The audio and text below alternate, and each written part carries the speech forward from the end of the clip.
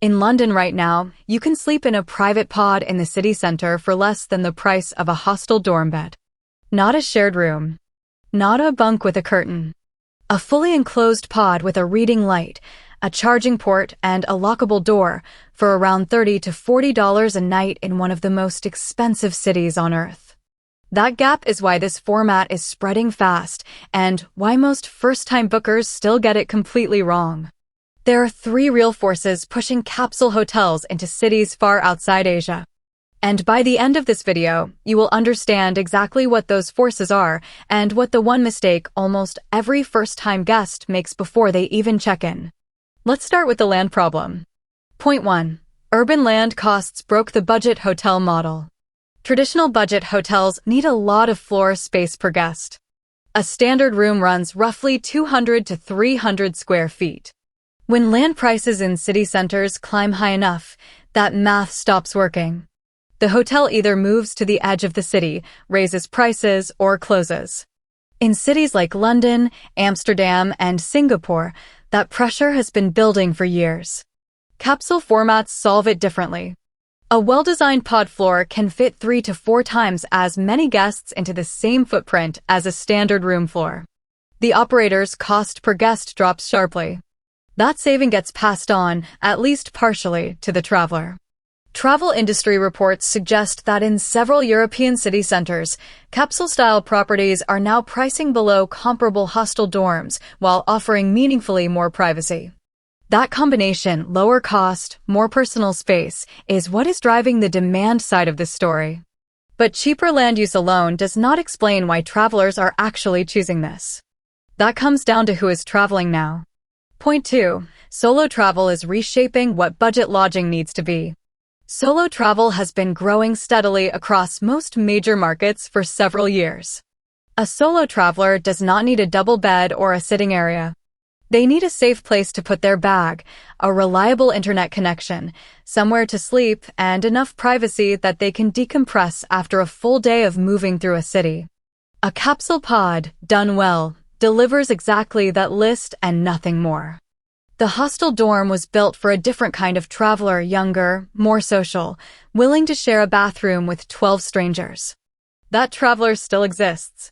But the fastest-growing segment of budget travel appears to be solo travelers in their late 20s through 40s who want the price point of a hostel without the social obligation.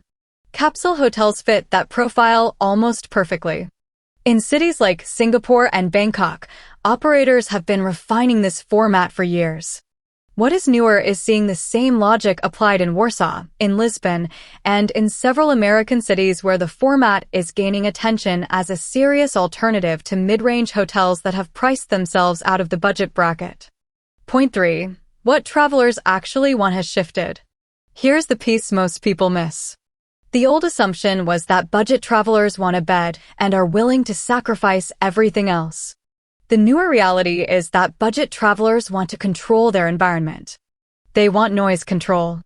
They want to charge their devices safely. They want to be able to turn a light on at 2 in the morning without disturbing anyone. They want to feel like the space, however small, is theirs for the night. A well-designed capsule pod delivers that sense of personal territory in a way that a hostel dorm simply cannot. The pod becomes a small, functional room. The shared bathroom down the hall stops feeling like a downgrade when the pod itself feels like a private space. This is why the format is not just surviving outside Asia, it appears to be accelerating in specific urban markets where the combination of high land costs, strong solo travel demand, and a design-literate traveler base all line up at once. Now, the mistake.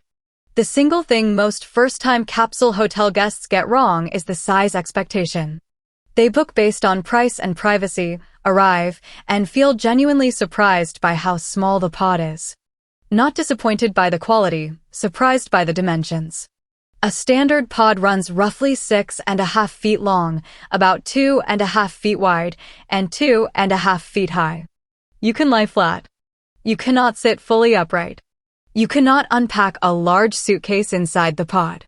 Storage is almost always outside the pod, in a locker. Travelers who understand this before they arrive tend to love the format. Travelers who do not understand it often leave frustrated reviews about something that was clearly described in the listing. The pod is not a small room. It is a sleeping capsule. That distinction matters. If you are planning to book one, check the pod dimensions, confirm the locker size, and read one recent review specifically about noise levels on the floor you are booked on. Those 3 steps will tell you almost everything you need to know. Here is what to think about next.